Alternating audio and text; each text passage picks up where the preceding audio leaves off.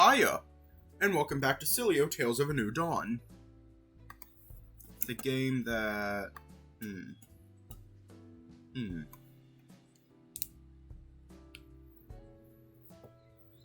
The game where we screamed because... Oh fuck, I have no clue. I don't know what to say. Yeah, I don't know what to say. But let's just hop right in. We're going to continue right where we left off on day 9. And I'm already scared, so I'm just going to bring up the censorship bar. It hadn't taken long to arrive at our agreed meeting spot on foot. Eric arrived only minutes after I did, proceeding to excitedly drag me down a suspicious alleyway. As if the location of our destination wasn't suspicious enough already, turning the corner 50 or so meters from the road revealed Eric's terrific plan in all of its glory. Seriously? A goddamn nightclub? I'll have you know, this here is a strip club. What better way to take your mind off of one hot guy than with several other hot guys? I neglected to congratulate myself for the accuracy of my earlier prediction, instead irritated by Eric's complete lack of standards and common sense.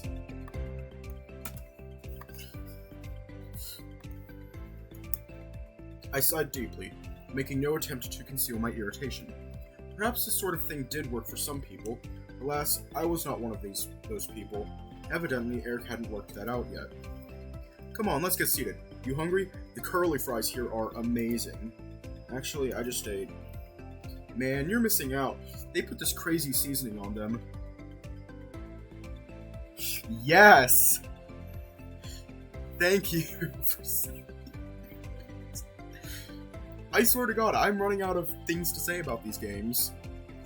Man, you're missing out. They put this crazy seasoning on them. I'm a complete goblin for those curly fries. Just a complete goblin the rest of the time also. Eric and I had approached the reception desk where a raccoon whose attire consisted of little more than a pair of netted shorts accompanied us to our seats and commenced taking our orders. I'll take your biggest, fattest, I'll take your biggest, fattest, most girthy bowl of curly fries, and some tropical cider to wash it down. And I gotta say, you're looking mighty fine this evening. Don't see raccoons as fine as you very often. The waiter returned a half smile, barely concealing a look of mild annoyance. It was clearly not the first time Eric had tried. As he jotted Eric's order down on his pad, I found myself strangely transfixed.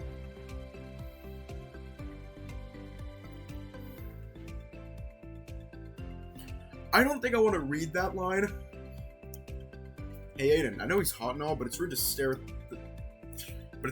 the merchandise like that. Sorry, I'll just have a cola, thanks. The waiter nodded, jotting down my order before quickly departing in the direction of the kitchen. I couldn't believe it. I'd been called out for staring at some guy's dick. Called out by Eric, no less. How shameful. No booze? Seriously? What's the fun in that? Sorry to disappoint. It's fine. Besides, you can still make it up to me. Something told me I wasn't going to like whatever he said next. And how would I do that? Describe it. Describe what? I think you know exactly what he's saying. Dude, are you kidding? He and I are going through tough times and all you can think about is... I'd rather be thinking about his if I'm honest. Eric, dude, read the room. Not happening. Bah, fine. Another time, then. So, what exactly went sour between you two? Well, yesterday he told me we need some time apart. Something about going into this for the wrong reasons and all that. He didn't give me much detail, and I honestly don't know where we stand. Shit, sorry, dude.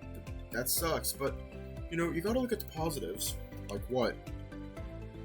You got the D, right? Sounds like a win to me. Oh my god.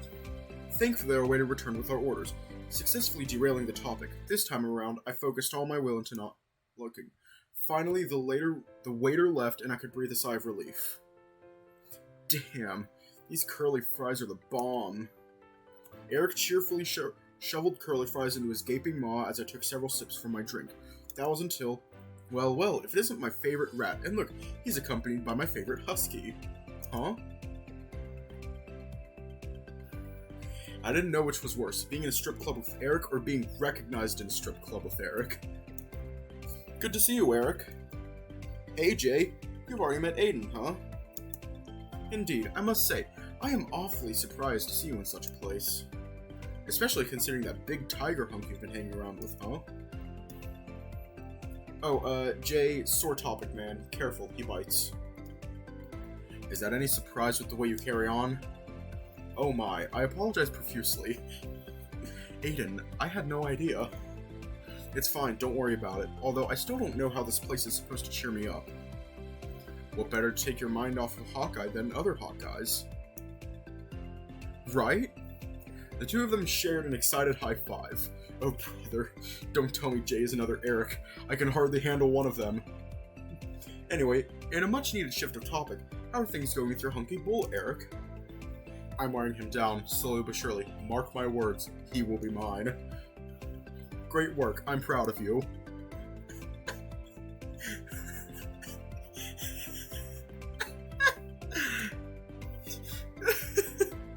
I couldn't help but roll my eyes.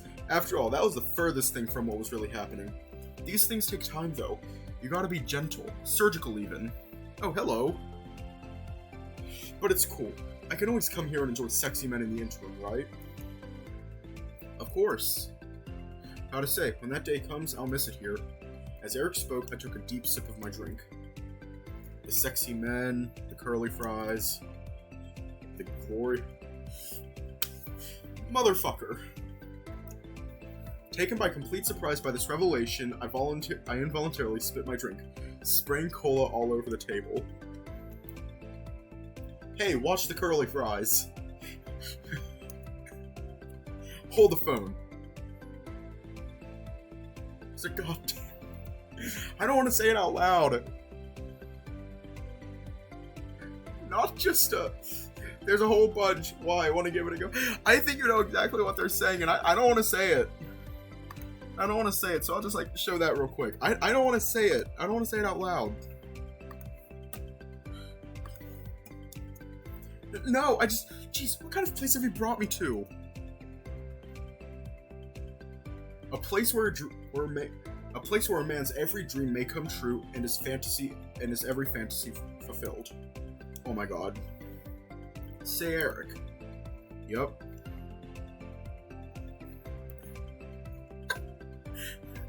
I'm fucking dead. I'm dead. Yep. You know, I think you'd be pretty good at something like this. Eh? Just think, if you got a job working here, you'd never have to miss the place.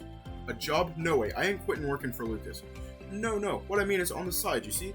Maybe the odd night here and there. You get to hang out with all the eye candy, get some experience that might help you bed Lucas, and even earn some cash on the side. Well, I can't say I need the cash. But you know, I think you might have a point. You see, it's a fabulous idea. You only need to give it a chance. Yeah, I'll think it over. Good thinking, Jay. I think you'll look fantastic in those tights. I was so out of depth with this conversation. This just wasn't me. The truth was, none of this interested me one bit. I only wanted one guy, and that guy's name was Ty.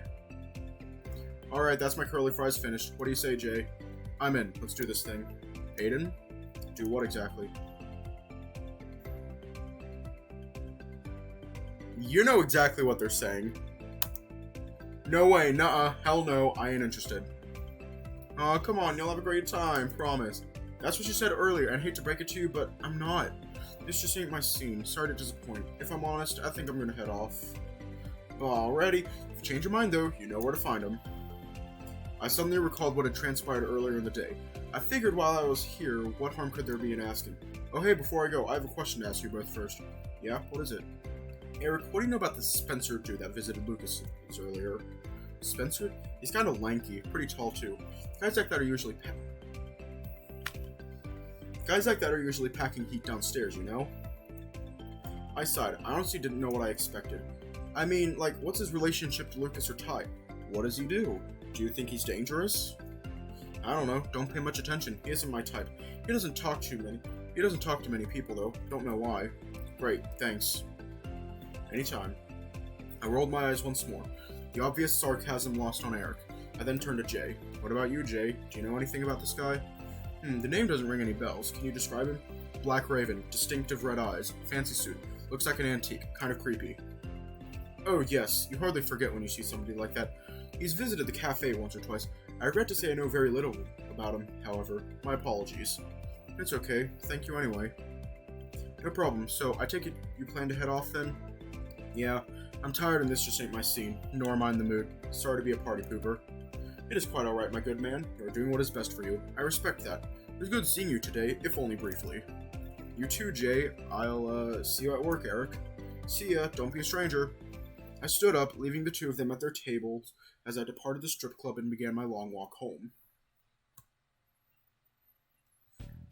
At long last, I had arrived back home. It had been one hell of a day, and I was never more grateful to be home than I was in that moment. Welcome home, dude. We're safe. You look tired. No shit, it's been one hell of a day. What'd you get up to, anyway? Eric dragged me to a strip club. Whoa, what, really? Yeah, he was trying to cheer me up. Dude's got a weird idea of what cheering someone up looks like. That's what I've been saying. Worst part is we ran into a friend of his, and they're even worse together. Oof, double trouble. Sounds rough. Yeah, you can say that again. Hey listen, I've got work first thing tomorrow. I don't suppose you'd think it'd be rude if I went straight to bed? Yeah, I know. Ty's got me working alongside you, and wouldn't be rude at all after the day you've had. But just one thing I need to tell you before you go, though. Yeah? What is it? So I talked to Ty after lunch. We're seeing if I could find out anything about Spencer. Dude, no. Don't worry, it's cool. I was all super sneaky, like some kind of ninja. I held substantial doubt in Diego's finesse, but what was done was done. I at least wanted to hear what he had to say. So anyway, I just sort of slip in a conversational casual. I say, whatever happened to that weird crow dude that used to come by and buy all the expensive shit? I think he's a raven. Exactly, such is my unrivaled genius. Anyway, it was weird. Ty got all stern all of a sudden, corrects me on the crow thing, but then he insists he has no idea what happened to him. I tried to ask him more, but he wouldn't tell me a thing. Was in a real weird mood all night too. I know that's not much to go on, and it doesn't really answer many questions, but if you were any normal patron, I'm sure Ty would have had no issues talking about it. I suppose it confirms that there's definitely some link, and that Ty knows something. I just have no idea what. Thanks for trying, Diego. No sweat. So, what's our next step? Well, Ty isn't going to talk, neither is Lucas. Dom knows nothing, neither Eric nor his friend Jay know anything. The only person not accounted for is Axel. Hate to say it, but I seriously doubt he's going to know anything. Should still ask him, though. Yeah, otherwise, I guess all we can do is keep our eyes open and see if we can spot any clues. Sure thing, dude. You can count on me. Thanks, Diego. Right on cue, I found myself stifling a large yawn. Diego grinned back at me. Go to bed already. You need sleep. Need I remind you this conversation was your idea? You're glad we had it, though. Yeah, you're right. Damn right. Trying to pull that shit. Off to bed with you. Alright. Good night, Diego. See you tomorrow. See you then, Aiden. And with that, I made my way down the hall into my bedroom and slipped straight into bed. I couldn't help but reflect on that nightmare. I sincerely hoped that tonight's much-needed sleep wouldn't see a recurrence. The whole thing was so weird. Though, how it picked on my insecurities, played upon my fears, and Spencer's appearance. Once again, the only explanation I had was that I must have stirred in my slumber, having unconsciously spotted him and pulled him into my dream. The time frame Spencer had given me lined up. Must have been around that time he arrived at Lucas's that he first appeared in the middle of that torture chamber. It all seemed so strange regardless, and I couldn't deny that it hurt. I had to remind myself that none of it was real. I had to make sure I didn't treat anybody differently because of it. Be it Ty or Axel, perhaps even Spencer? He seemed nice, but I sighed to myself. I didn't know what to think about him. I only hoped I would find out. First thing tomorrow, I would be working alongside Ty. This would be the first time since our discussion that I'd actually seen him. Had it been enough time for him to figure things out, maybe he would decide to take me back. I could only hope. Day 10, and I'm already scared. The morning's wake-up call was simultaneously similar to those previous as well, as somehow suddenly different. I could hear Diego's footsteps in a distant room, the wooden floorboards creaking with his every movement, and the smell of breakfast playfully tickled away at my nostrils. But something was missing. What was it? Oh, finally the needle dropped. I haven't heard the telltale sounds of cooking. Everything else was accounted for, but yet the hiss of delectable meats sizzling in a frying pan, the clatter of crockery as our meals were plated, and the clink of cutlery as knives and forks were prepared. Just what had Diego prepared for breakfast? My curiosity got the better of me as I hauled my body out of bed in a state of freshly woken drowsiness, clumsily plodded in the direction of the living room where I'd most recently heard Diego's movement. Having arrived, the mystery was immediately solved. As per usual, the dining table, tucked away in the corner of the room, lay littered with newspapers and circulars, all coated with a thin layer of dust, clear evidence of its disuse. You see, Diego preferred to eat in front of the TV, with the coffee table's position such that it only allowed room for your legs to fit in front of the couch. Of course, I didn't mind this one bit, and after all, Diego's house, Diego's rules. I couldn't help but ponder whether Ty would be amenable to such living habits, although I suppose that I would be getting a little ahead of myself with such a line of thought. There were two brown paper bags sitting atop said coffee table, clearly emblazoned with the McMelvin's logo. The top of each bag was rolled tightly and sealed with a similarly branded sticker. From the sticker on each bag hung a receipt on which the word delivery was clearly legible. Standing in the doorway, I rubbed the sleep from my eyes and yawned, not loudly, mind you, but loud enough to alert Diego to my presence. He turned to investigate the source of the sound before smiling up at me. "Morning, sleepyhead. You're just in time for breakfast." Yo.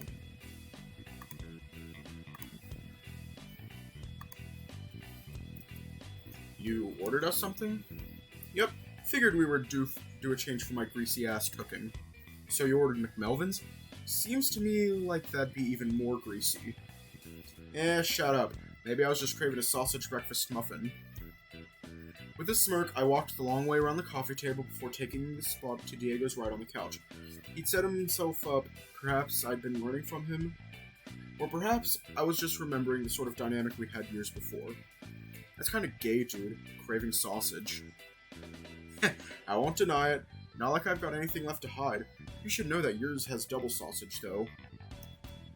Of course he had. Truth be told, I was glad. Not because I was craving sausage, well, not in a dietary sense perhaps, but because it dawned on me that it had been a while since I'd last eaten. I'd turned down any meal at the strip club the night before. Oh, the sandwiches? Wait, nope, that was just that weird-ass nightmare. Oh, that's right, Diego had bought me lunch. Which drew my focus to just how much Diego had spent on feeding me this past week and a half. And yet here I was, not even paying him rent. Cue the sudden onset of guilt. What's up, dude? You've gone all quiet. Mind swimming with thoughts of sausage? Normally it would be, but right now I've got something else on my mind. Here, take this. I reached into my pocket, retrieved my wallet, pulling out two $100 notes given to me by Lucas on my first day of work and handed them to Diego. Huh? What's that for? You spent a lot of money on me so far, and you're letting me stay here free of charge. You've done so much, and I feel like I've done so little. Diego smiled sweetly before pushing my hand away. Thanks, Aiden, but I ain't taking your money. I'm doing this because you're my best friend, and I'd happily do it 10 times over, too. I'm just glad you're here. I missed you these last 2 years, you know? Now that's gay. Hey, I'm trying to share my feelings with you, and you're gonna make fun of me for it? Yup. While Diego had anticipated my previous jab, this one had provoked more of the reaction I'd been expecting. I laughed, content in my victory, before returning to the topic at hand. Seriously though, I really appreciate what you're doing for me, but I refuse to let you do this pro bono. Between Lucas and Ty, I've been working a lot of hours. As things stand, you're covering most of my living costs too, and that's just not fair on you. You're missing the point. I want to do this. You being here is payment enough. I held my hand back out to Diego, insisting on him accepting my reimbursement. Now you listen here, Diego. I want you to shut up and take my money.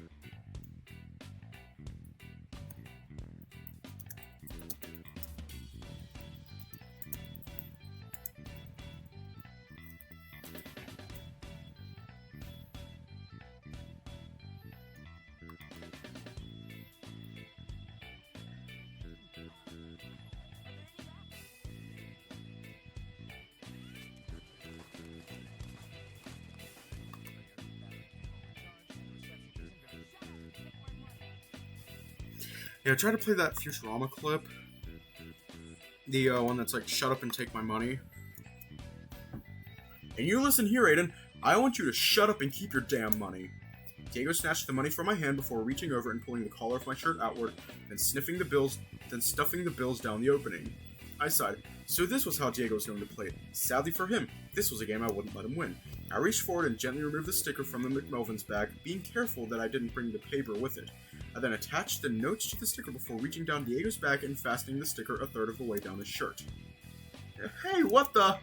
What followed was an act in futility as hilarious as it was.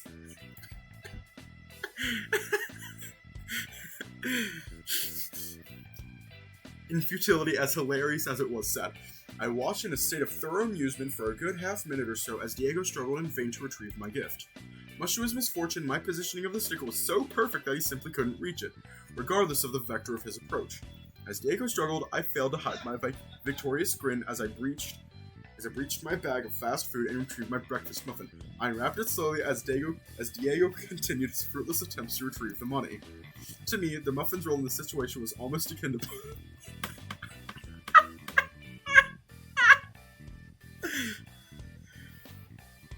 To me, the muffin's role in the situation was almost akin to popcorn's role in a movie theater. The wrapper now uncoupled from its former contents, I screwed up into a tight ball and returned it to the bag before noting that Diego had indeed made mine a double. It was classic Diego to have prepared a gay joke so far in advance. I couldn't help but admire his commitment. God damn it. Diego's frustration having reached a fever pitch, I watched with cruel satisfaction as he angrily pulled his shirt over his head and retrieved the money from it, finally retaliating by sticking it in the dead center of my forehead. Keep your damn money. Seriously, I don't want to see it again. With a reluctant and defeated groan, I retrieved Diego's money, returning it to my wallet for safekeeping. Of course, I had no intention of holding on to it, but I knew full well that Diego was as stubborn as I was. Continuing to force the matter here and now would only be a waste of time and effort. Fine, you win. For now, you stubborn bastard. Damn right I do. Diego, no longer distracted by financial matters, had finally found the opportunity to fetch his own meal, retrieving his own muffin from the other bag set before us. As he unwrapped it, I noticed his was a double as well. Gee, Diego, how come you ordered 2 sausage patties? Well, geez, let me think. Maybe because I'm a huge fag. What an incredibly interesting shift in tone. Only 2 nights prior had Diego revealed his sexuality, and yet here he was leaning right into it. With what we now knew, it painted an incredibly interesting portrait of times long past that we'd spent in each other's company. Back in those days, the two of us spared no opportunity for a dig at the other's sexuality. Something always taken in good humor but fervently denied by either party. It was silly, immature, schoolyard-esque behavior that we surely should have been long past at our age. And yet here, there were a whole 2 years since we parted ways. All those snide jabs, it turned out we were both completely right. A curious subversion and a hilarious irony in hindsight. I pondered, if things had been different, perhaps Diego and I could have wound up together instead? You make a terrific point, my fellow homosexual. Knew you'd approve. Depleted of insults, at least for that brief moment, the two of us greedily dug into our breakfast and our appetite for sausage insatiable and unparalleled. There was always something about McMelvin's, something inexplicable. The food was simple, cheap, lazily prepared, and wildly unhealthy. And yet somehow I always seemed to feel better after the fact. My mind recalled Diego's words several breakfasts past about his greasy breakfast being good for the soul. Maybe, just maybe, he was onto something. Aw man, shit's delicious, I'm telling you. You know, I think I needed that somehow. Thanks, Diego. It's nothing, dude. Recalling our discussion shortly prior, I realized there were things yet unsaid. Alas, our monetary dispute had somewhat derailed my conversational plans. Nonetheless, there was no better time than now. Seriously though, Diego, thank you. For all the times you fed me, for giving me somewhere to stay on such short notice. Seriously, it's nothing, you don't have to. For being there for me when things got difficult the other night, even though you've got your own shit you're dealing with. I'm sorry about that, by the way. It's unfair to you that you have to shoulder my burden as well. Hey, shut up for a minute. I looked up at Diego, giving him the silence he requested and patiently waiting for his response. Worst thing about the few weeks before you got here was that I'd had too much time to just bleed, you know? Ty gave me some time off, and it's been a while since Lucas last needed me. And I get it. You need to take the time to deal with your shit, get it out of your system and all that. But I wound up in this loop of grief, going over and over the same damn things in repetition, each cycle hurting as much as the last. I tried to keep myself busy, playing video games and stuff, but there wasn't a single damn thing that could get my mind off it for anything more than a brief moment. I thought for sure you butt-dialed me, but nope, and you know what's weird? That's all I could think about, at least for a little bit. I couldn't wait to see you again. I couldn't wait to see you too. It was scary, but really exciting too. I can imagine, even since having you around, spending time with you, working with you, keeping you, helping you with your problems, there's something I can focus on, something that keeps me from just sitting here, crying into a tub of ice cream or whatever. I guess everyone deals with these things differently. I feel like I've done all the grieving that can be done. There's not a whole lot left to process. It's like, there's little left for me to gain. All I'd be doing is putting myself through the same pain again and again for little benefit. I am inevitable. But it's hard, you know? You can't help but agonize over these things. I know there's not much point. So instead, it's kind of like I've made a call. I'm done hurting without good reason. I ain't gonna let that shit cast a shadow over my life, you know? I refuse to agonize over that shit, and having you here, it's helping with that. A lot. I hadn't thought about Diego's situation that much. I couldn't help but break into a smile knowing that I'd not only avoided being a burden, but I'd been a beneficial addition to Diego's routine and circumstances. They're still going to take my damn money, though. I'm really glad to hear that, Diego. You know, if you needed even more of a distraction, maybe it's time to get back into the dating game? What better to distract you from a rough past with someone than an exciting future with someone different? In a colossal fail to contain himself, Diego broke into a loud and boisterous laughter. I scratched my head, not understanding what Diego found so amusing. Thankfully, he went on to clue me in. Are you nuts? No way, dude. Don't get me wrong, if the right guy came along, maybe I'd make an exception. But it's like I said, I'm done hurting without reason. But it doesn't mean I want to ignore the whole ordeal. It doesn't mean I just want to force myself to forget, you know? They're the kinds of wounds that will continue to bleed as long as I let them. At some point, you've just got to make a call. Not so soon that things are left unfinished, but not so late in that you've prolonged your suffering unnecessarily. I feel like this is the right time. It's been rough. Hell, it still is. But your timing couldn't have been better. You're the right thing, at the right time, and I'm super lucky that I have you here. So, thanks, Aiden. It's kind of like fate or karma or something is looking out for me, you know? Figured I'd been through enough. It was high time things started turning back around. I tried to thank Diego for all he'd done in days past, and yet somehow he'd wound up thanking me instead. While I was thrilled my presence had been such a positive thing for Diego, I couldn't help being frustrated that he wouldn't accept my own gratitude, verbally or financially. You're a pain in the ass when it comes to accepting gratitude, you know that? I am glad though. The last thing I ever wanted was to be a burden. At the very least, knowing that being here is helpful to you, maybe I'll feel a little less guilty. I mean what I say, dude. So keep your thanks, and your damn money for that matter. I ain't taking it. Fine. Naturally, Diego could only refuse the money over my dead body. I simply had to get a little creative with how it would wind up in his possession. So, we both got working a little while, right? It came as an unwelcome reminder that set off butterflies deep within my gut. A reminder that I'd soon be required to confront Ty. I was nervous about seeing him once more, and scared of what that encounter might entail. Maybe I should call in sick? Come on, dude, if you want the answers to those burning questions, you've got to be courageous. I know. I've had a couple of hours to burn beforehand, at least. Maybe you're in need of a good distraction too, eh? Maybe you should head into town or something, find some way to stay busy? And what are you gonna do? Me? Sit on my fat ass and watch TV, I guess. Huh.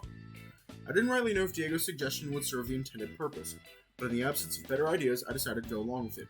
Yeah, alright, maybe there's something happening that'll take my mind off things. Right on, dude. Have fun. I bundled up the trash left over from my meal, placing it tidily alongside Diego's pile before rising to my feet and stretching my limbs in a dramatic fashion. I'm gonna get changed and roll out, then. I'll see you at work, then? Yeah, dude, catch you there. I departed the living room, changing my clothes in the spare room and applying some cologne. It wasn't as nice as the brand Ty wore, but I hoped it might at least appeal to him in some way. I then pocketed my belongings and set off in the general direction of town, not yet knowing where my final destination would be.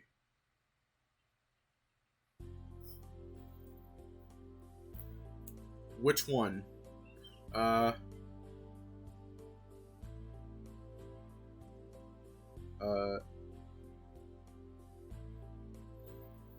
going to make a joke here. Lin Hu or Okay. No. Okay. The guy who's causing us problems, or Twink?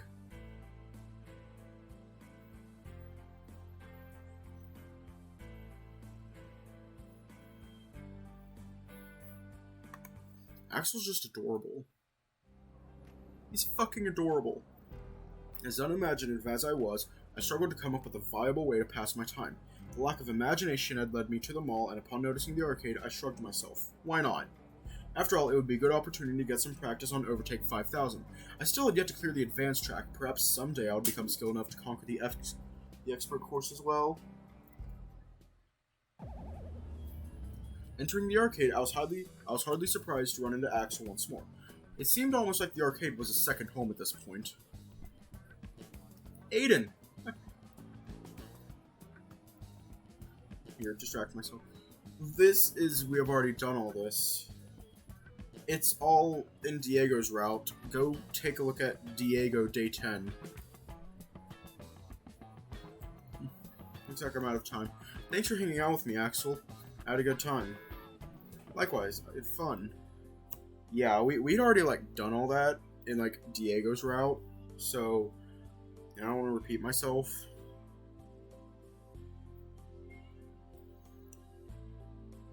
Okay.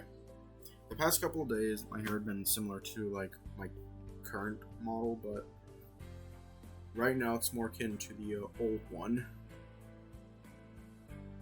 So, should I bring out the old one real quick? Or just leave it as it is right now?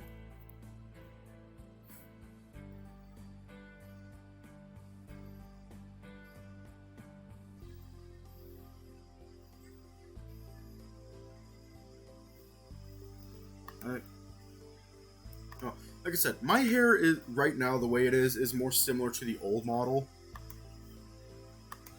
So an closed mouth image.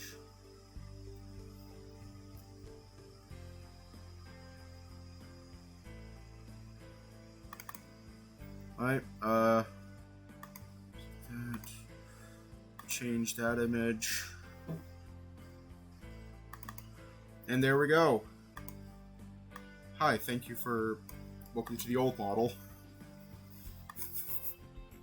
I swear to God, here's very similar to that, except there's a stick in the button right now. It feels weird to have him out. I had arrived. Diego was already behind the counter, twiddling his thumbs methodically as he patiently waited for customers in need of service. As the entry bell rang, my arrival secured Diego's attention, which was warmly accompanied by a cheerful smile. Hello, fellow furry.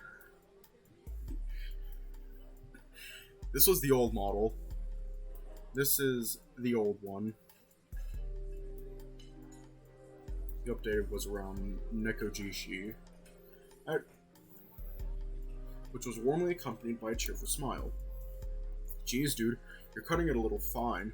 Didn't want to come in that badly, huh? It wasn't deliberate. I guess I just lost track of time. Sure. Anyway, Ty's in the kitchen if you wanted to talk to him. Not sure about wanting to, if I'm honest. I getcha. Gotta rip that band-aid off, though, you know? Get it over with.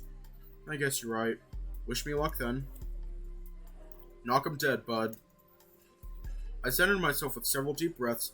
I felt no less nervous than before, but knew there was not to be gained from putting this off any longer. I passed through the swinging doors, stepping into the kitchen. As anticipated, Ty was exactly where Diego had said he'd be. His back was turned to me as he diligently diced a variety of vegetables before loading them into a pot filled to the brim with some kind of broth. He hadn't noticed my arrival. I dug up some much-needed courage before calling out his name. Ty. Oh my. You startled me, Aiden. How long have you been standing there? Oh, I only just arrived. Ah, good. Well, I'm pleased to see you. Are you well? As well as I can be, all things considered. Yes, I understand. Now tell me, how are things looking out there? In the bar? Well, I think Diego's about to die from boredom. Ah, excellent. Well, not the dying part, obviously, but it does permit us the opportunity to discuss, well, I'm sure you know as well as I do. Yep, I do. But a kitchen is hardly an ideal setting for such conversation. Please follow me to my office. Ty led me to a door on the opposite end of the kitchen. It struck me that I've never seen his office. I pondered what to expect as he pulled the wooden door ajar, leading me inside. Ty closed the door and slid the lock across before motioning me to take a seat. I obliged, sitting in a chair opposite to his desk and soaking in my surroundings. His office was meticulously tidy. Yeah, and very modern, not unlike his home. I noted a gentle rattle of an air vent in the ceiling above. It seemed as though a breeze from the outside was passing through, keeping the office fresh and cool. I was sure the rattling would get on my nerves, but otherwise I found myself quite fond of the environment. You've got a nice office, Ty. Ty beamed happily as he took his seat opposite mine, rolling his chair inward before responding. I'm glad you think so. A friend of mine thinks otherwise, instead preferring more old-fashioned sensibilities. It is nice to have someone whose opinion carries such weight agreeing with me. Oh god, I swear to God, my heartbeat is increasing right now out of anxiety. But discussion of such topics can wait for another time. I'm sure you would rather get to the matter at hand, yes? I wasn't so sure. I was still nervous, but Diego had been right. I had to put myself out of my misery, for better or worse. I sighed before delivering my response. Yeah, so,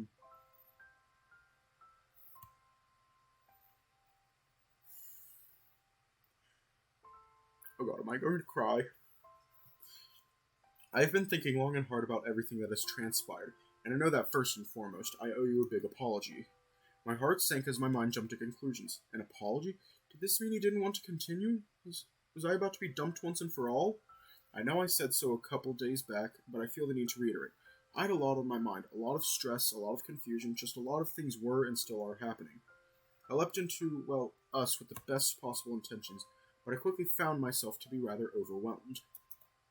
For that, I apologize profusely. It is nothing you did, nor had any control over. That I can assure you. The burden of that lies entirely on my own shoulders. I am so very, very sorry for having caused you such heartache.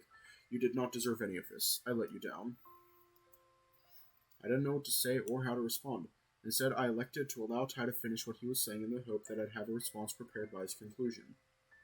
And well, it is just like I said. I wanted to make sure that I was doing the right thing, for the sake of everybody, and I want you to know that if you cannot forgive me for what I have done, I understand. I'll take the consequences of my actions on the chin. I will have only reaped that which I have sown. However, I have given us much thought, and I cannot allow my struggles, my emotions, and my fears to compromise either of our opportunities in finding happiness. As such, I humbly beg of you, are you able to find it in your heart to forgive this foolish tiger? Oh god. May I be permitted an opportunity to make things right.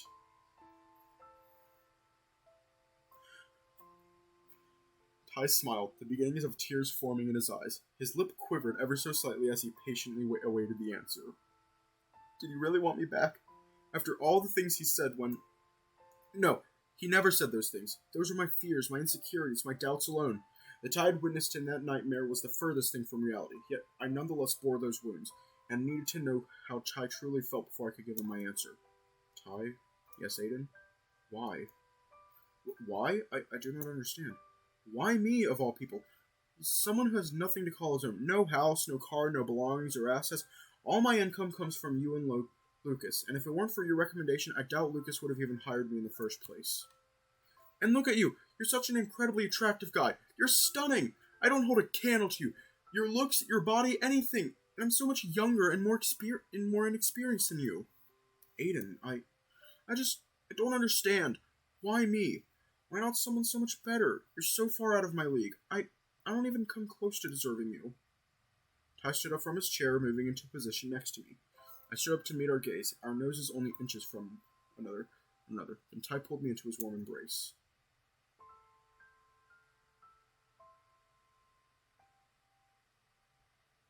God. Fucking damn it.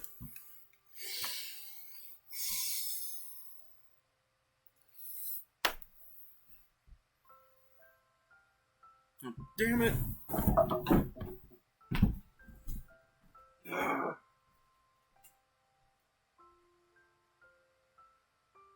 Why, God? Why? Why, God? Why? Ah! Oh my god. I'm not crying, but I did actually walk away. Did you just fucking trademark ooh-woo?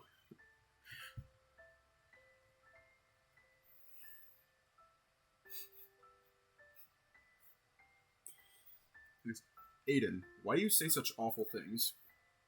Because they're true, aren't they? I don't understand what you see in me. I don't understand why. Ty held me tighter than before at what little composure I had left escaped me. I began sobbing uncontrollably into his shoulder as I felt his tears run down the fur atop my head. Aiden, in the short time we have known one another, you have been quite easily one of the sweetest, kindest, most charming young men I've ever met. I delight in your presence and adore your personality and sense of humor. You have a flawless body. Just because ours differ is simply not an indication of inferiority. Quite on the contrary, there is nothing more attractive to me than a smaller, well-defined frame such as yours. I couldn't believe what I was hearing. I didn't believe what I was hearing. Surely Ty was just buttering me up, saying whatever he needed to say in an attempt to dry my tear-filled eyes. What kind of man would I be if I cared about your wealth and status? Sure, they are nice things to have, but if you choose your potential partners using such a metric, you only doom yourself to an unhappy and lonely existence. As for your age, come now. To find someone of your age as handsome and charming as you are, with whom I feel such an affinity towards, it is akin to having won the lottery. I struggled to speak between my unrestrained sobs, as Ty gently petted the back of my head, my tail swishing uncontrollably from side to side. Shut up. You're just saying that. On the contrary, while it may seem I am in the business of flattery at times, I can promise you that I have not exaggerated one iota. My opinion of you simply could not be any higher. To me and my own preferences, you simply could not be any more perfect. I chuckled through my tears. I still didn't rightly know if I could trust his word. But he was at the very least doing a terrific job of being a shameless flirt. And after all, he wanted me back. I apologize. I have no shortage of fanciful words, and yet I feel as if those words are failing to connect with my true feelings. I only hope that you know that I have nothing but the utmost adoration and respect for you. A disappointed sigh escaped Ty's lips as he shook his head, dissatisfied with his perception of how he had handled this situation thus far. Perhaps seeming somewhat defeated, his next word betrayed more than a hint of fear and doubt. It is like I said then. If you need time to process everything, I understand. And if after everything you do not wish to proceed, that I understand too. That too I understand. But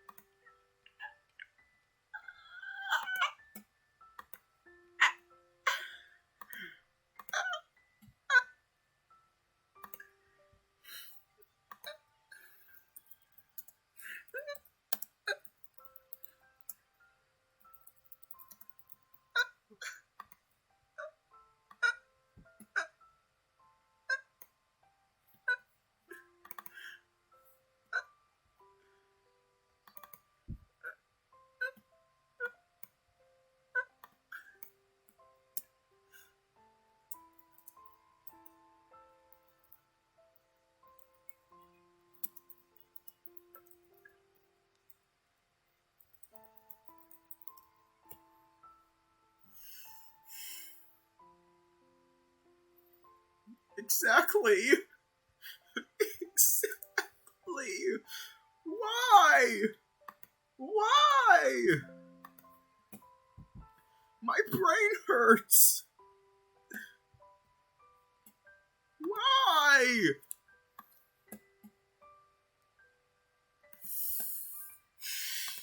It's just... Oh god. I delivered my response by one of the boldest and most unambiguous gesture I could muster, pulling Ty into a deep, loving, and passionate kiss. At first this caught him off guard, but before long he had returned my gesture with a comparable loving passion to my own.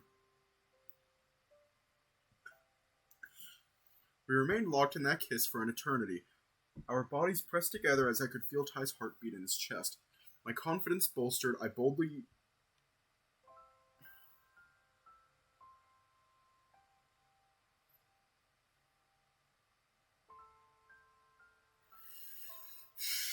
My confidence bolstered, I boldly slipped my tongue into his mouth, which was a gesture he almost immediately reciprocated. As I leaned into his body, Ty's weight shifted backward so that he was seated atop his desk.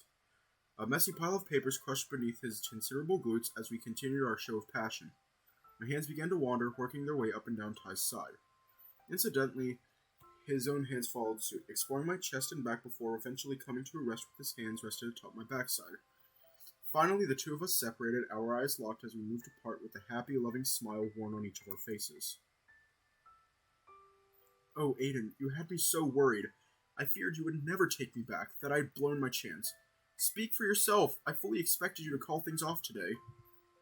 I'm so very, very sorry for everything I've put you through. I know I can never begin to make that up to you. You can make it up to me by never pulling another stunt like that again. Of course. You have my word.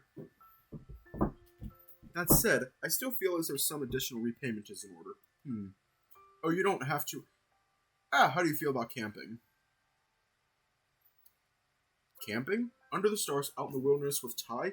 It sounded like a proposal I could easily get behind. I like that idea. Very good. I will supply everything we require. You only need to bring your perfect self. Do you have any friends you would like to bring along? Oh? I'd initially pictured some kind of romantic getaway. Yet a suggestion of bringing company seemingly skewered that idea. Indeed, I hope that is not to your disappointment. I simply wish to be cautious, you see. I would not want to take things too quickly and risk blowing the second chance that I'm so lucky to have been given. Yeah, I understand. I'll ask around. Terrific. I am looking forward to it most enthusiastically. I was a little disappointed, but I suppose that Ty had a point. Things had moved fast, and I didn't know whether or not this had any bearing on what had happened. I will just have to trust Ty on this one. Anyway, I trust we have addressed everything that needs addressing. Okay, I'm gonna redo my hair because I swear to God it's falling apart.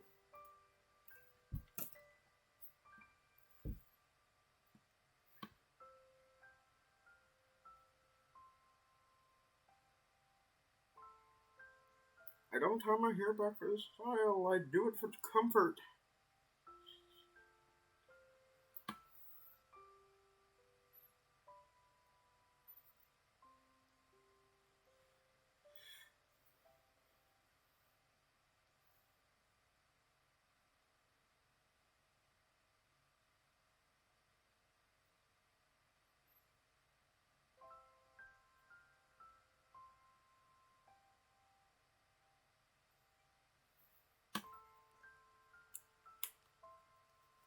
And it's somehow even messier. Okay.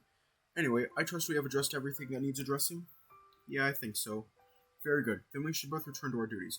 These soups I've been preparing will not cook themselves. Okay, I'll head back out.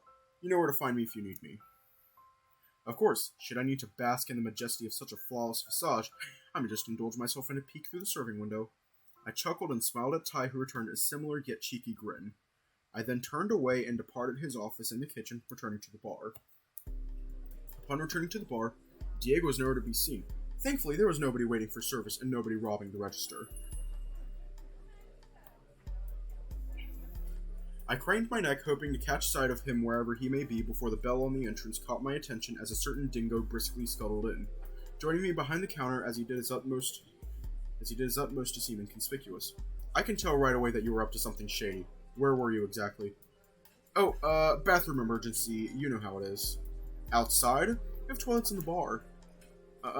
You know, I enjoy the breeze on my junk. Makes me feel alive. Okay,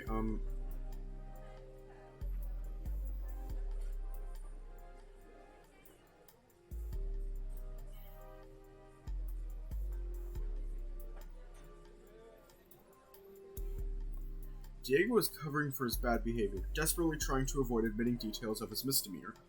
I racked my brain, thinking of what he might have done and how. He was claiming ownership of the bar by urinating on it.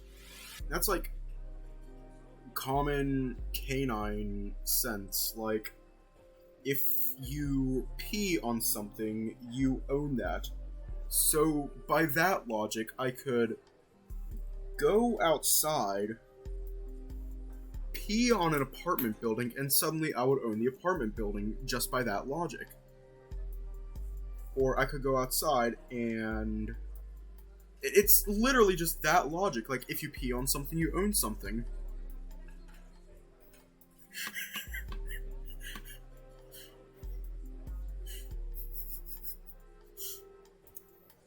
And then it clicked, recalling the breeze traveling through the vent in Ty's office. There was no doubt that the vent had an external outlet somewhere close by. You were listening in on us? What? That's crazy talk. I would never do such a thing. Diego, come on, the jig is up. It's obvious what you were doing. How dare you accuse me of something like that? I will have you know that I... Diego, seriously, you were listening to us through the air vents? I swear, I was just being nosy. No, I wanted to make sure everything was okay, you know? Just make sure it wasn't going badly so, like, I could be there for you and all that. I would have told you as soon as I'd gotten back, you know? Yeah, but this way I was prepared ahead of time. Well, I suppose you know we're back on then. Yep, congratulations, dude. I'm happy for you. Thanks, Diego.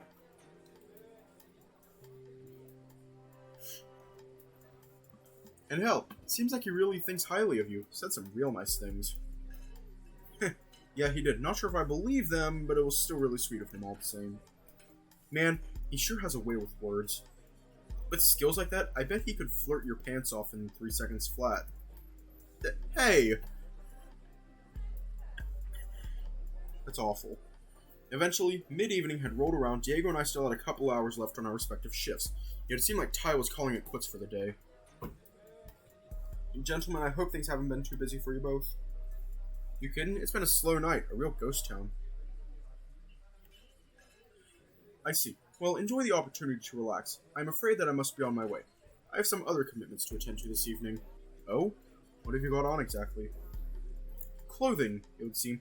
Perhaps more than what would be your preference. Oof. Okay, Dad. I shared Diego's expression of dismay in response to Ty's awful joke, but nonetheless opted to repeat my question, phrased a degree more carefully this time around. I mean, what are you doing exactly? Diego unleashed a violent snort before leaning in close and whispering into my ear. You, by the sounds of...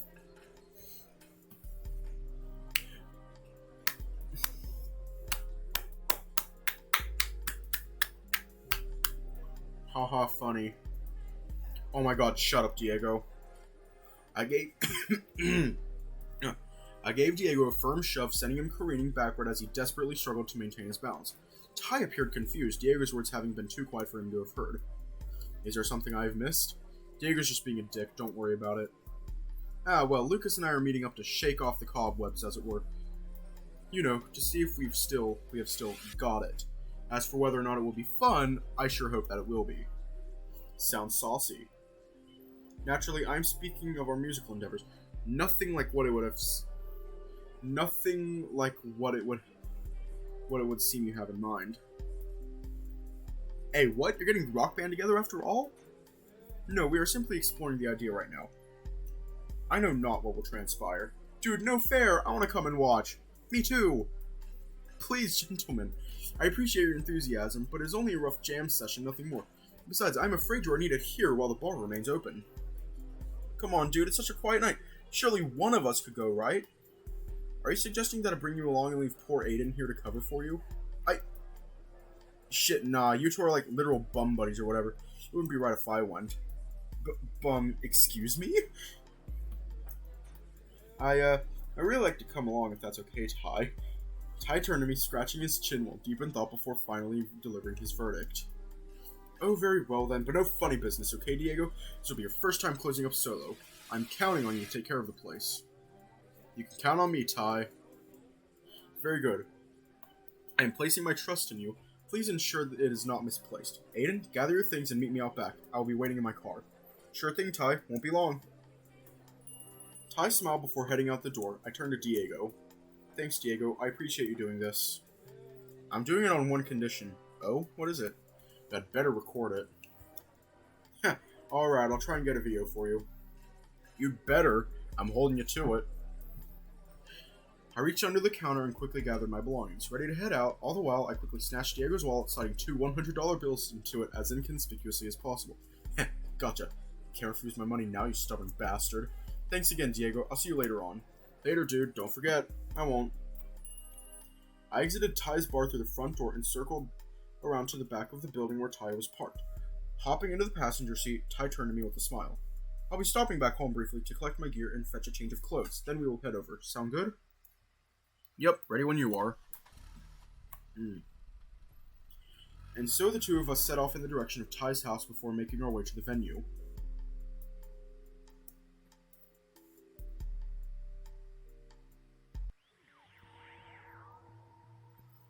As soon as Ty and I had driven up, I recognized where we were. After all, this very venue was one that I'd helped build only several days prior. As we made our way inside, we found Lucas making adjustments to his drum kit. Ty greeted him as we approached and he turned around to face us. Lucas, how on earth did you procure such a location for something as simple as a jam session? This, my crew built it a few days back for a show the other night. They hadn't quite gotten us around to pull it down yet, so I asked if they'd mind keeping it up for a while. And they just agreed. Some palms were greased. Oh dear, how much? I will reimburse you. Don't you dare. But I simply couldn't ask you to. Enough! It's fine. Ty sighed to himself. Recalling Diego's similar refusal to accept my cash earlier in the day, I couldn't help but laugh. Aiden? I had a very similar discussion with Diego this morning. I see. I cannot imagine he was as stubborn as my dear old friend here, though. Oh, he was. I was left with no choice but to sneak it into his wallet just before I left the bar. Now that is not a half-bad idea. Don't you dare. Ty broke into a cheerful laugh, one I couldn't help but mimic as Lucas scowled in our direction. But that reminds me, Lucas, I haven't yet mentioned that the two of you patched things up. I suppose Aiden's presence here makes that obvious, does it not? I'm happy for you, Aiden. Wipe that damn smile off your face, Lucas. Thanks, Lucas. And Ty? I know, I made a terrible mistake and it is one I'm committed to learning from. After all, I'm most fortunate Aiden took me back at all. You are. Don't forget that. Strangely, it seemed as though Lucas had taken a side in this whole situation. Perhaps Lucas and Ty had one of those sorts of friendships. They had known each other for a long, long time after all. Nonetheless, I greatly appreciated Lucas's support in all of this, and I admittedly enjoyed seeing that side of him. It seemed as though he had developed something of a soft spot for me. What I didn't know was why. Was it pity after what I'd been through with Ty? Did he genuinely like me in some way? Or maybe it was relating to one of those secrets the two were keeping. I felt strongly for Ty, despite he and I having only known one another for a short time. But despite this, I couldn't help but wonder just what secrets I wasn't privy to. For now, all I could do is trust that neither of them will tell me. It's for a good reason. At least I hoped so. Anyway, it's been a while since we've done this, hasn't it, old friend? Have you played at all since our last gig? This kit hasn't been set up in years. It seems to be in good order now that I've tuned it up, but the last time it saw the light of day, Glenn puked in my left bass drum. Ah yes, by the end of that show he could barely stand. We all knew what was coming, of course. Can hardly blame him for it. Can't you? I'm the one that had to clean it out. It still smells faintly... ugh. To answer your question, though, I play every few weeks whenever I'm feeling musical. Ah, that's right, you have an electric kit, don't you? Wouldn't rightly be able to play the real thing without driving the neighborhood mad, especially knowing how you drum. Here's my curiosity, but how do you mean how he drums? Lucas here broke sticks and heads like nobody I've ever seen. In our first live show, he had to borrow a set of sticks from the next band running, and he broke those too. Would you have it any other way? Of course not. Nobody quite sounds like you do on the kit, my friend. Besides, it doesn't come out of my cut. Lucas sighed, scratching his chin with an unusual-looking drumstick he was holding. I had to replace my electric kit a few months ago. I'd cracked the plastic underneath the pads. You only have yourself to blame.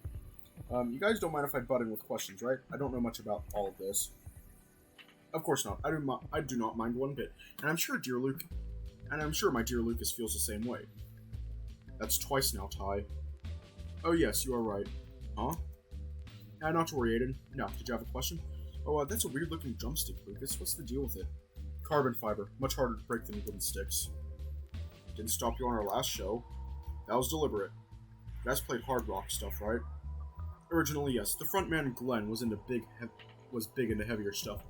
During the early days, that was okay. We were kids who were pissed off at everything, so we made do.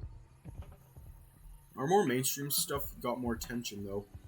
And after a while, I wanted to get serious, try and build a career, but Glenn was insistent on going his way about it. Lucas and I had mellowed out a bit as the years wore on. Glenn hadn't changed one iota. The stick up his ass got bigger. Well, yes, the man had an ego, and as we grew older, we had more and more trouble seeing eye to eye with him. Anyway, Lucas and I have already agreed on a couple things. One is that we're here for fun. We play what we enjoy playing, and we have zero expectations for any returns. And second is that we find somebody to fill our ranks with those same aspirations. Someone happy to play our later material and have a good time. What Ty here is saying is that it'll be someone who is not Glenn. Well, I suppose that is accurate, yes. But yes, at the very least, I would like to play at least one show, and to do so, we require someone who can play bass guitar. Our early material is largely out of the question. Glenn's voice was very different to mine. I simply wouldn't be able to do it justice. However, a certain deep-voiced bull may just be able to, were he to agree to singing from behind his drum kit. Not in a million years. The very response I'd anticipated. Such a shame. Anyway, we have chatted for long enough. I think it's past time that we played something. Right. Lucas sat down at his kit and double-checking everything as Ty cracked open his guitar case, revealing his guitar and connected it up to the set of amplifiers on the stage. Please, allow us both a moment to warm up. Ty began to strum his guitar, playing different chords to familiarize himself with his instrument. Meanwhile, it would seem Lucas had finished the checks as he began warming up himself. The two of them continued to play in isolation of one another, creating a cacophony of mismatched sound. For a moment, I wondered what I'd walked into before remembering this was little more than them messing around to get their bearings. Finally, the two of them had concluded their warm-up and were ready to play something for real. Alright, Lucas, ready for showtime? Ready and waiting. Lucas reached over to his phone, which sat atop one of the amplifiers, and started the backing track for the upcoming song. Superb. A few moments passed before the backing track counted the song in, and then...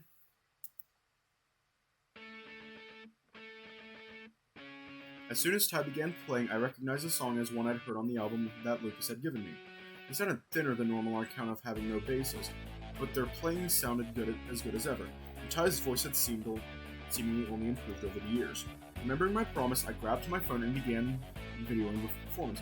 Lucas noticed first his responsive, predictable growl. However, when Ty noticed, he smiled and tuned up his theatrics, proving himself to be a born frontman. I sat there, in awe of the talent before me. Hearing it on the CD was one thing, but seeing it live was something else entirely, and it was an exclusive show, only for me. My heart fluttered as Ty hit some high notes during the chorus. He had never been more attractive to me than he was right then.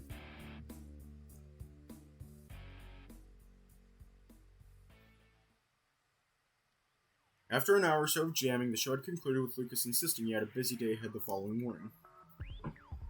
That was a terrific performance, Lucas. I'm looking forward to next time. Yours as well. See you both later. Farewell, my friend. See you, Lucas. Following Lucas's departure, both Ty and myself sat side by side on the edge of the stage, before engaging one another in conversation. I can't believe how good you guys are after all this time. Seriously, I'm so impressed. Back in the day, the ladies in the front row would be reduced to a quivering mess. Popular with the ladies, eh? Indeed, sadly for them, they were not quite as popular with me. I'm glad that the effects also work on handsome young men like yourself. You can say that again. Pretty sure I got a semi the first time you sang that chorus. Careful now, Aiden. I might well ask for proof one of these days. I'll hold you to it. I don't suppose you've heard of any bass players, did you? Oh, I guess it sort of slipped in my mind. Sorry. That is quite alright. After all, there is no rush. But please do ask around when you have a chance. Lucas has already put out an advertisement for auditions, which we will be holding in a few days' time. I'll be most pleased to see familiar faces among the applicants. Alright, I'll ask around. Hopefully I can find someone. Indeed. Thanks for letting me come here tonight. I'm really glad I got to see this. It was my pleasure. Quite enjoyed having a spectator, if I'm honest. I've missed doing this. Hopefully everything goes to plan, and Lucas and I will be back on stage shortly. If tonight's jam was anything to go by, it's going to be unmissable. I sincerely hope so. You know, perhaps I should even write a new song to debut at the show. It might be time to visit my old spot. Your old spot? Indeed, back in those days I used to head out to this place in the forest north of town, far from the noise and the hustle and bustle. It was a perfect place to write and sing, and with no better audience. I don't know what kind of audience such a location would provide. Perhaps he was referring to the wildlife that lived in such a remote location. Or perhaps the best audience when Ty was writing a song was no audience at all. What do you think you're right about? Perhaps I'll write a song about somebody very dear to me. Did he mean me, or perhaps there was somebody else that was important to him that he wanted to write a song about? I didn't want to make a fool of myself by jumping to conclusions, so I simply nodded and smiled in reply. Ty smiled back before standing up and retrieving the case, which once again held his guitar. It is rather late, is it not? Perhaps you and I should be getting home. Would you fancy a ride, Aiden? I looked out the window. We weren't hugely far from Diego's, but it was pitch black outside with only a crescent moon casting its meager light upon the streets below. Perhaps I should play it safe. Only if it is no trouble. Why would it ever be trouble? I'll do a lot more for you than just that. I'll do a lot more than just that for you. You know that. Although, I hope you do not mind if we make a brief detour. Oh, what did you have in mind? I would like to pay the bar a quick visit. Make sure the doors are locked and everything as well. Make sure there's more than a crater left after Diego. Diego isn't left in charge, right? Yes, that is more or less the truth, although I sincerely doubt things would be that bad. Ty smiled brightly back at me as I stood up. Together we both made our way out the door of the venue, switching off the lights as we departed and making our way to Ty's car.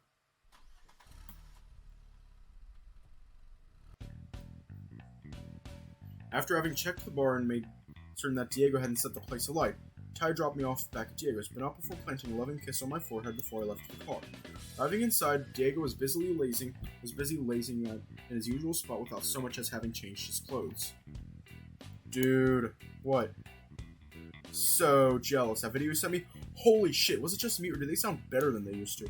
Oh, I'm not the only one who thinks so. Damn, dude. Next time you gotta let me go instead. I don't care if you've got boyfriend privileges. I'll date Lucas if that's what it takes. Ha, good luck courting that cranky bolt, and Eric would probably hate you for it for the rest of your life. You sure? Knowing that horny rat, I bet he'd just want to join in. Besides, I thought you said you weren't going to date anyone. I know, I was only kidding. Besides, can you imagine dating Lucas? You spend half your life wondering what you did to piss him off, only to realize he's always like that. You know, somewhere deep down, he's actually kind of sweet. Huh? What are you talking about? Yesterday at work, he sat down with me, told me he knew what was happening, and, well, he was really sweet about it, in his own awkward way. Man, how come I've never seen this? Probably because you keep getting on his bad side? You're probably right. Doubt he forgives me for my last staff member referral either. Oh? Yep, referred Kyrix, you know. Before things got super messy, Kyrix was sort of a law unto himself, and Lucas didn't like that much. He finally let him go recently, like a day after him and I ended things. Of course, that wasn't specifically why he did it. There'd been a lot of leading up to that. It was just sort of the straw that broke the camel's back, you know? Oh, that's right. Lucas mentioned that when he first offered me the job. Didn't mention it was Kyrix, though. Just told me he sacked somebody you referred. Anyway, what did I miss at band practice? Well, they're hoping to do a show sometime soon, but they need a bassist first. Do you know anyone? Sorry, dude. I don't know anyone that plays bass. I can play the triangle, though. Somehow, I don't think they're recruiting trianglists. Heh, their loss. My triangle skills are out of this universe. But yeah, that aside, not much to say. Ty said he wants to write a new song for the show, though. He said he was going to write it about someone important to him.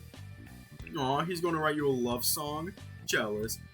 Man, that's going to be awkward when he reveals it, knowing what it's about. It's pretty gay of him, dude.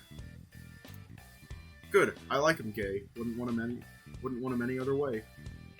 Still, I'm real glad you two got everything sorted out. Hearing those nice things he said about you, man, I never get compliments from my ex. Which reminds me, you listened in on our conversation. It's like I said, I was just making sure things were all good. That's an awful funny way of saying I was being a nosy bastard. Aw, come on, you don't seriously believe I'd listen in on something like that for the hell of it? I mean... Aw, to hell with you, this is what I get for sticking my neck out for you. Man, you're so full of shit. Diego grumpily rolled his eyes. I broke into a fit of laughter. All these years and Diego was still so easy to wind up. I would never grow tired of his exaggerated reactions. So anyway, did Ty ever tell you when this camping trip was going to be? You heard that too? Ugh, he didn't say. He said you could invite friends, right? I want to come if you have me. On one condition, no more listening in on my private conversations, okay? I will tell you, but until then, you need to be patient. Fine, deal. Knowing my luck, it'll be tomorrow too. He's got me rostered on the evening shift. Won't even be able to go. I hope not, for your sake. I guess we'll find out, huh? Yeah, I guess so. No point in stressing out about it now. Anyways, I'm gonna head to sleep. It was another big day, and my ears are still ringing. Alright, dude, sleep well. Catch you in the morning. Night, Diego. I got up from the couch and headed down the hallway before entering Diego's spare bedroom and switching on the light. I closed the door behind me and began to undress before I noticed something sitting on my pillowcase. Curious, I moved in for a closer look. It was two incredibly familiar $100 bills. God damn it, Diego. This is war.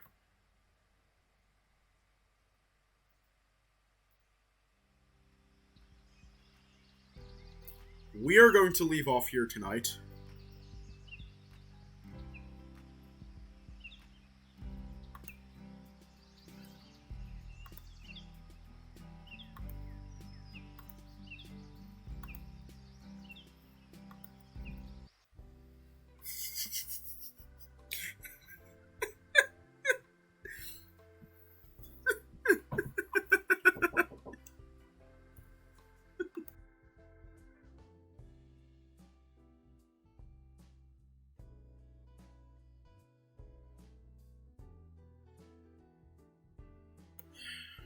Honestly, like,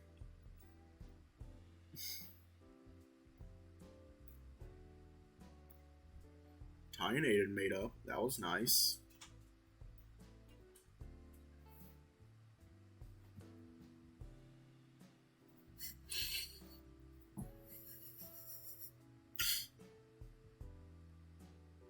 Sorry, all that's, like, coming to mind is the, thing about owning shit by peeing on it. That's all that's coming to mind right now.